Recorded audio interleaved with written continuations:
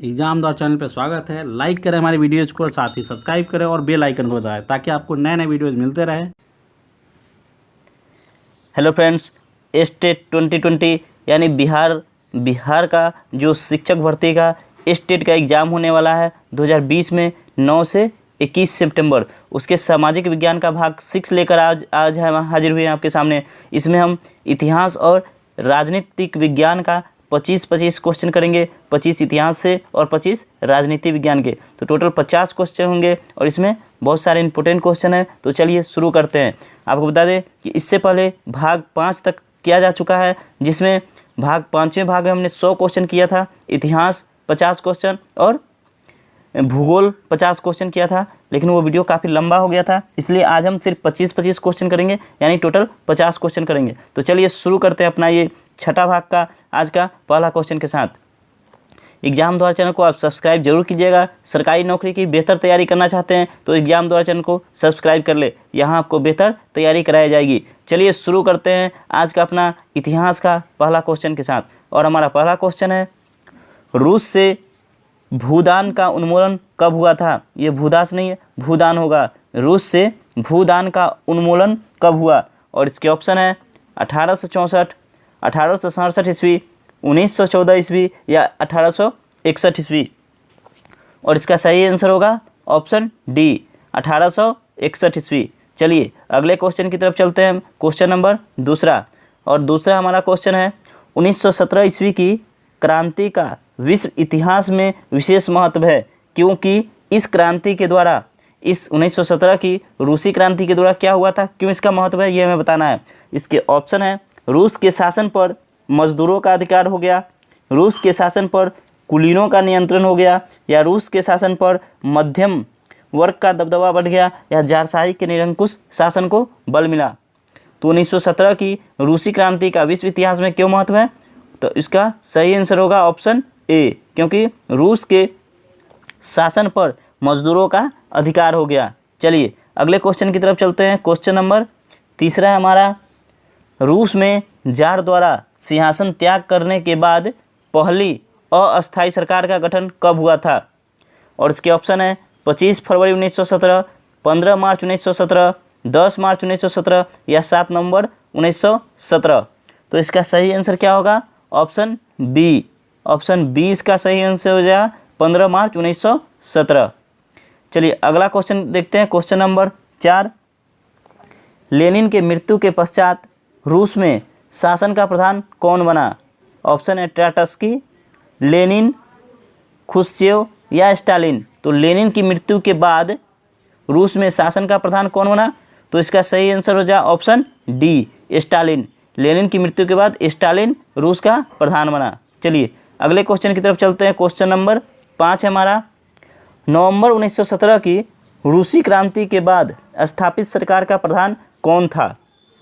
और इसके ऑप्शन है लेनिन, स्टालिन, प्लेखनोव या इनमें से कोई नहीं।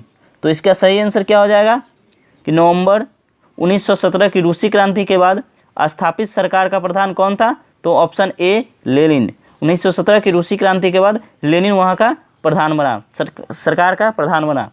चलिए अगले क्वेश्चन की तरफ चलते हैं। रूस में नई आर्थिक नीति की शुरुआत किसने की? ऑप्शन है केरेंस्की ने, स्टालिन ने, लेनिन ने या बिस्मार्क ने। तो रूस में नई आर्थिक नीति, न्यू इकोनॉमिक पॉलिसी, एनईपी की शुरुआत किसने की? तो इसका सही आंसर हो जाएगा ऑप्शन सी, लेनिन ने। लेनिन ने नई आर्थिक नीति की शुरुआत की, एनईपी यानी न्यू इकोनॉमिक पॉलिसी। इसका फुल फॉर्म भी पूछ लिया जाता है एग्जाम में। तो न्यू इकोनॉमिक पॉलिसी यानी नई आर्थिक नीति की शुरुआत किसने की? ऑप्शन सी, लेनिन ने। चलिए अगला क्वेश्चन देखते हैं हम। क्वेश्चन नंबर 7, निहिलिस्ट विश्वास करते थे। ऑप्शन है स्थापित सत्ता में, अराजकतावाद, आतंकवाद में, जार के समर्थन में या संवैधानिक शासन में। तो इसका सही आंसर क्या हो जाएगा? ऑप्शन बी, अराजकतावाद, आतंकवाद में। कौन विश्वास करते थे? तो निहिलिस्ट। चलिए अगले क्वेश्चन की तरफ चलते हैं। अगला क्वेश्चन है हमारा, लेनिन की मृत्यु कब हुई थी? ऑप्शन है 1921 ईस्वी में, 1924 ईस्वी में, 1919 ईस्वी में या 1927 में। तो लेनिन की मृत्यु कब हुई थी? तो इसका सही आंसर हो जाएगा ऑप्शन बी, 1924 ईस्वी में। 1924 ईस्वी में लेनिन की मृत्यु हो गई थी। चलिए अगले क्वेश्चन की तरफ चलते हैं। रूस के बोल्शेविक क्रांति कब हुई थी?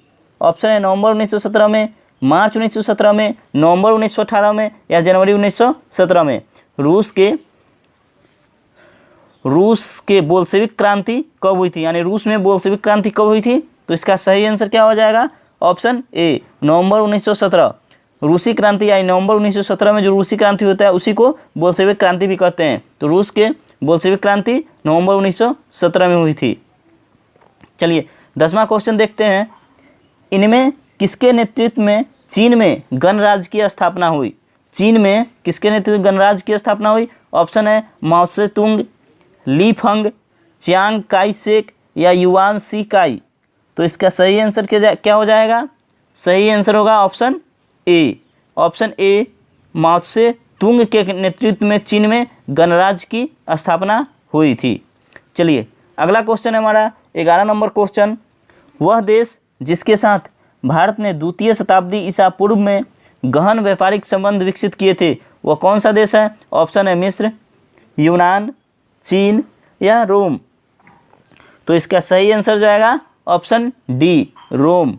रोम इसका सही आंसर हो जाएगा। क्या? वह देश जिसके साथ भारत ने द्वितीय शताब्दी ईसा पूर्व में गहन व्यापारिक संबंध किया था। किसके साथ? रोम के साथ। चलिए अगला क्वेश्चन देखते हैं। क्वेश्चन नंबर 12 है हमारा। शूद्रों को किसके द्वारा कृषक कहा गया था? ऑप्शन है फाहियान, युआन चांग, इत्सिंग या जस्टिन। तो शूद्रों को किसने कृषक कहा था? तो इसका सही आंसर हो जाएगा ऑप्शन ए, फाहियान। और फाहियान एक चीनी यात्री था। वह भारत किसके दरबार में आया था? तो फाहियान चंद्रगुप्त द्वितीय के दरबार में आया था।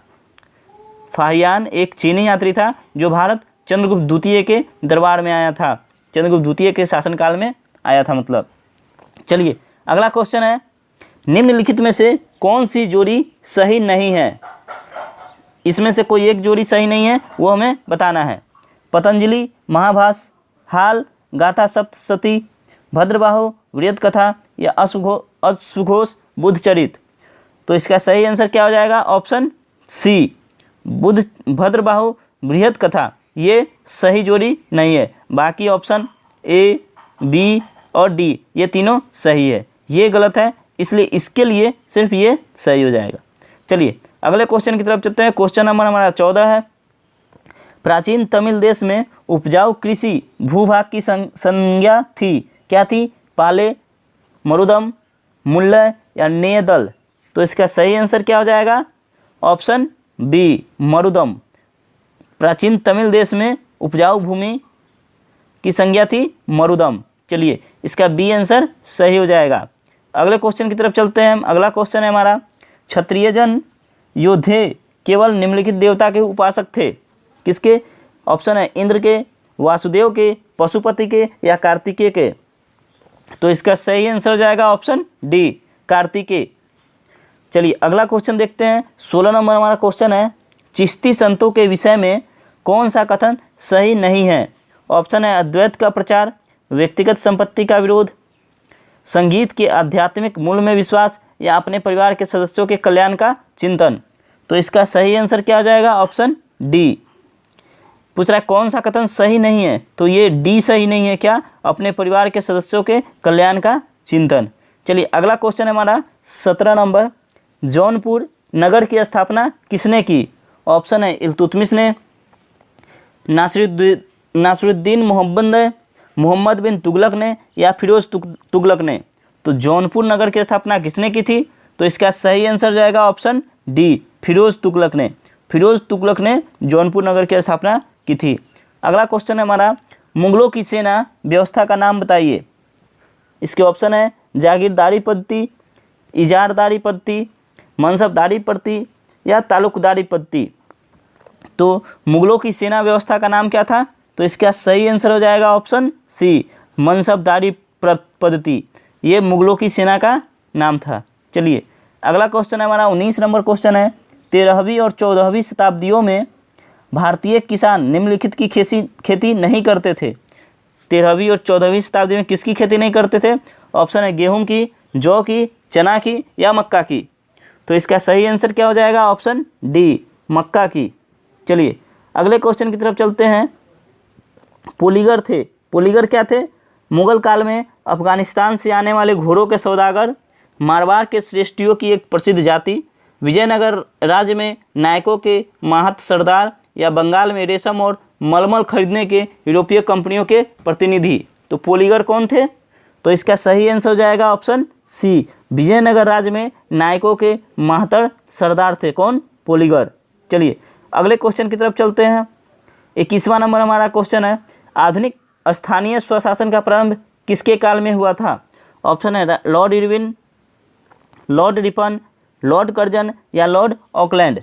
तो इसका सही आंसर क्या हो जाएगा? ऑप्शन बी, लॉर्ड रिपन के काल में आधुनिक स्थानीय स्वशासन का प्रारंभ हुआ था। किसके? लॉर्ड रिपन के काल में। 22 नंबर हमारा क्वेश्चन है, भारत को स्वतंत्रता किसने प्रदान की? ऑप्शन है संयुक्त राष्ट्र संघ ने, लॉर्ड माउंटबेटन ने, ब्रिटिश पार्लियामेंट ने या उपयुक्त में से किसी ने नहीं। तो इसका सही आंसर क्या हो जाएगा? ऑप्शन सी, ब्रिटिश पार्लियामेंट ने। भारत को स्वतंत्रता ब्रिटिश पार्लियामेंट ने प्रदान की। चलिए अगला क्वेश्चन है हमारा 23 नंबर, निम्नलिखित में से कौन सी ऐतिहासिक घटना सबसे बाद में घटित हुई? जलियांवाला बाग हत्याकांड, भारत छोड़ो आंदोलन, भारत की स्वतंत्रता या पाकिस्तान की स्वतंत्रता। तो सबसे लास्ट में कौन सी घटना हुई थी? तो भारत की स्वतंत्रता। चलिए अगला देखते हैं। 24 नंबर क्वेश्चन है हमारा। 24 नंबर क्वेश्चन है हमारा क्या है? बंगाल के द्वितीय विभाजन के समय कौन गवर्नर जनरल था? Lord Wavell, lord Curzon, lord Mountbatten या लॉर्ड कैनिंग। तो इसका सही आंसर क्या हो जाएगा? Option C, lord Mountbatten. Bengal के द्वितीय विभाजन के समय गवर्नर जनरल कौन था? तो लॉर्ड माउंटबेटन। चलिए अगला नंबर क्वेश्चन देखते हैं, क्वेश्चन नंबर 25। और आज ये हमारा इतिहास का 25 क्वेश्चन इसी के साथ पूरा हो जाएगा। तो ये देखते हैं क्या है क्वेश्चन। निम्नलिखित में से किसके शासनकाल में भारत में प्रथम रेलवे लाइन बिछाई गई? ऑप्शन है Lord Canning, Lord Dalhousie, Lord Curzon या लॉर्ड चेम्सफोर्ड। तो किसके शासनकाल में रेलवे लाइन बिछाई गई थी भारत में? तो इसका सही आंसर जो है option B, lord Dalhousie. Lord Dalhousie के काल में भारत में प्रथम रेलवे लाइन बिछाई गई थी। ये हमारा इतिहास का आज का 25 क्वेश्चन था। इतिहास का 25 क्वेश्चन था। इसके पहले वीडियो में हमने 50 क्वेश्चन के थे इतिहास के और 50 भूगोल के, लेकिन वो वीडियो काफ़ी लंबा हो गया था, अपलोड करने में बहुत प्रॉब्लम हुई थी, इसलिए हम सिर्फ इसमें 50 क्वेश्चन ही करेंगे आज। तो 50 क्वेश्चन में 25 इतिहास के हो गए और बाकी 25 नागरिक शास्त्र के होंगे, यानी राजनीति विज्ञान के होंगे। तो चलिए अब देखते हैं राजनीति विज्ञान के 25 क्वेश्चन। एग्जाम द्वारा चैनल को सब्सक्राइब कर लीजिएगा, साथ ही वीडियो को लाइक और शेयर कर दीजिएगा। चलिए देखते हैं राजनीति विज्ञान के 25 क्वेश्चन आज का। निम्नलिखित में से कौन सा मद भारत के संविधान की समवर्ती सूची में है? और हमें बताना है कि समवर्ती सूची में कौन सा है। जनसंख्या नियंत्रण और परिवार नियोजन, लोक स्वास्थ्य और स्वच्छता, प्रति व्यक्ति कर या निखात निधि। तो इसका सही आंसर क्या हो जाएगा? ऑप्शन ए, जनसंख्या नियंत्रण और परिवार नियोजन भारत के संविधान की समवर्ती सूची में है। चलिए अगला क्वेश्चन देखते हैं। हमारा अगला क्वेश्चन है, निम्नलिखित में से किसके मामले न्यायालय और उच्चतम न्यायालय दोनों की अधिकारिता में आते हैं? ऑप्शन है केंद्र और राज्यों के बीच के विवाद, राज्यों के परस्पर विवाद, मूल अधिकारों का संरक्षण या संविधान के उल्लंघन से संरक्षण। तो इसका सही आंसर क्या हो जाएगा? ऑप्शन सी, मूल अधिकारों का संरक्षण। ये मामले न्यायालय और उच्चतम न्यायालय दोनों की अधिकारिता में आते हैं। चलिए अगला क्वेश्चन हमारा, भारत में समाचार पत्रों का स्वतंत्र किसमें दिया गया? अनुच्छेद के 19(1) में, ए में विशेष रूप से उपबंधित, या संविधान के अनुच्छेद 19(4) ए में प्रत्याभूत अभिव्यक्ति के व्यापक स्वतंत्र में निहित है, संविधान के अनुच्छेद 361 के उपबंधों द्वारा प्रत्याभूत है, या देश में विधि के शासन के प्रवर्तन से ही उद्भूत होता है। तो भारत में समाचार पत्रों का स्वतंत्र किसमें है? तो इसका सही आंसर हो जाएगा ऑप्शन बी, संविधान के अनुच्छेद 19(4) के ए में प्रत्याभूत अभिव्यक्ति के रूप में स्वतंत्र में निहित है। चलिए इसका ऑप्शन क्या हो जाएगा? Option B. अगला क्वेश्चन देखते हैं, क्वेश्चन नंबर 4। भारत के संविधान की निम्नलिखित में से कौन सी एक अनुसूची में दल बदल विरोधी कानून विधेयक प्रावधान है? ऑप्शन इसके दूसरी अनुसूची, 5वीं अनुसूची, 8वीं अनुसूची या 10वीं अनुसूची। तो इसका सही आंसर क्या हो जाएगा? ऑप्शन डी, 10वीं अनुसूची। 10वीं अनुसूची में दल बदल विरोधी कानून का प्रावधान है। चलिए 5वां नंबर हमारा क्वेश्चन है, भारत में रहने वाला ब्रिटिश नागरिक दावा नहीं कर सकता, किस बात का दावा नहीं कर सकता? ऑप्शन है व्यापार और व्यवसाय की स्वतंत्रता के अधिकार का, विधि के समक्ष समता के अधिकार का, जीवन और व्यक्तिगत स्वतंत्रता की सुरक्षा के अधिकार का, या धर्म का स्वतंत्रता के अधिकार का। तो इसका सही आंसर क्या हो जाएगा? भारत में रहने वाला ब्रिटिश नागरिक किस बात का दावा नहीं कर सकता? ऑप्शन है व्यापार और व्यवसाय की स्वतंत्रता के अधिकार का। चलिए अगला देखते हैं। अगला क्वेश्चन हमारा 106 नंबर क्वेश्चन है, राजनीति के निर्देशक सिद्धांतों को भारतीय संविधान में शामिल किए जाने का उद्देश्य है। क्या उद्देश्य है? राज्य के नीति निर्देशक सिद्धांत को संविधान में शामिल किए जाने का क्या उद्देश्य है? तो ऑप्शन है इसके राजनीतिक प्रजातंत्र को स्थापित करना, सामाजिक प्रजातंत्र को स्थापित करना, गांधीवादी प्रजातंत्र को स्थापित करना, या सामाजिक और आर्थिक प्रजातंत्र को स्थापित करना। तो इसका सही आंसर क्या हो जाएगा? सही आंसर होगा ऑप्शन सी, गांधीवादी प्रजातंत्र को स्थापित करना। चलिए अगला क्वेश्चन हमारा देखते हैं, भारतीय संविधान में समानता का अधिकार 5 अनुच्छेदों द्वारा प्रदान किया गया है, और यह है किस अनुच्छेद के द्वारा? तो अनुच्छेद 16 से अनुच्छेद 20 तक, अनुच्छेद 15 से अनुच्छेद 19 तक, अनुच्छेद 14 से अनुच्छेद 18 तक, या अनुच्छेद 13 से अनुच्छेद 17 तक। तो इसका सही आंसर क्या हो जाएगा? ऑप्शन सी, अनुच्छेद 14 से अनुच्छेद 18 तक संविधान में समानता का अधिकार वर्णित किया गया है, 14 से 18 तक। चलिए अगला क्वेश्चन देखते हैं, भारतीय संविधान में 9वीं अनुसूची परिवर्धित हुई किसके तहत? तो इसके ऑप्शन है प्रथम संशोधन द्वारा, 8वें संशोधन द्वारा, 9वें संशोधन द्वारा, या 42वें संशोधन द्वारा। तो इसका सही आंसर क्या हो जाएगा? सही आंसर होगा ऑप्शन ए, प्रथम संशोधन द्वारा। प्रथम संशोधन द्वारा भारतीय संविधान में 9वीं अनुसूची परिवर्धित हुई है। चलिए अगला क्वेश्चन देखते हैं, 109 नंबर क्वेश्चन हमारा, भारतीय संघ के अंतर्गत किसी राज्य को मिलाने का अधिकार किसे है? ऑप्शन है भारत के राष्ट्रपति को, प्रधानमंत्री को, संसद का, या सर्वोच्च न्यायालय को। तो इसका सही आंसर क्या हो जाएगा? सही आंसर होगा ऑप्शन सी, संसद को। भारतीय संविधान के अंतर्गत किसी राज्य को मिलाने का अधिकार संसद को है। किसी राज्य के सीमा में परिवर्तन करने का अधिकार, किसी राज्य का नाम बदलने का अधिकार, सभी का अधिकार किसके पास है? तो वो संसद के पास है। चलिए देखते हैं अगला क्वेश्चन, क्वेश्चन नंबर 10, संविधान की 8वीं अनुसूची की संवैधानिक संशोधन द्वारा निम्न में से कौन सी भाषा जोड़ी गई है? ऑप्शन है संस्कृत, सिंधी, पंजाबी, या कोंकणी। तो इसका सही आंसर क्या हो जाएगा? सही आंसर होगा ऑप्शन बी, सिंधी। संविधान की 8वीं अनुसूची के संवैधानिक संशोधन द्वारा कौन सी भाषा जोड़ी गई है? तो सिंधी। सही ऑप्शन बी हो जाएगा। 111 नंबर हमारा क्वेश्चन है, मौलिक अधिकारों का संरक्षक है कौन? सर्वोच्च न्यायालय, संसद, प्रधानमंत्री, या राष्ट्रपति। तो इसका सही आंसर क्या हो जाएगा? ऑप्शन ए, सर्वोच्च न्यायालय। मौलिक अधिकारों का संरक्षक कौन है? तो वह है सर्वोच्च न्यायालय यानी सुप्रीम कोर्ट। चलिए अगला क्वेश्चन है, केंद्र एवं राज्यों के बीच वैधानिक शक्तियों का बंटवारा दिया हुआ है 5वीं अनुसूची में, 6ठी अनुसूची में, 7वीं अनुसूची में, या 8वीं अनुसूची में। तो इसका सही आंसर क्या हो जाएगा? ऑप्शन सी, 7वीं अनुसूची में। 7वीं अनुसूची के अनुसार केंद्र एवं राज्यों के बीच वैधानिक शक्तियों का बंटवारा किया गया है। कौन से? 7वें अनुसूची के अनुसार। अगला क्वेश्चन है हमारा, केंद्र राज्य संबंध किस अनुसूची में है? ऑप्शन है 7वीं अनुसूची, 8वीं अनुसूची, 6ठी अनुसूची, या 9वीं अनुसूची। तो इसका सही आंसर क्या हो जाएगा? ऑप्शन ए, 7वीं अनुसूची। अभी 112 नंबर क्वेश्चन में हमने बात की 7वीं अनुसूची के द्वारा केंद्र और राज्यों के बीच शक्तियों का बंटवारा किया गया है, तो वही क्वेश्चन है, लेकिन पूछने का तरीका अलग है। क्या? केंद्र और राज्य के बीच संबंध किस अनुसूची में है? तो 7वीं अनुसूची। चलिए अगला क्वेश्चन देखते हैं, 114 नंबर। एग्जाम द्वारा चैनल को सब्सक्राइब जरूर कीजिएगा, साथ ही वीडियो को लाइक और शेयर कर दे। चलिए अगला क्वेश्चन है हमारा 114 नंबर, कौन सी भाषा हमारे संविधान की 8वीं अनुसूची में सम्मिलित नहीं है? कौन सी भाषा सम्मिलित नहीं है ये बताना है। ऑप्शन है गुजराती, कश्मीरी, राजस्थानी या डोगरी। तो इसका सही आंसर क्या हो जाएगा?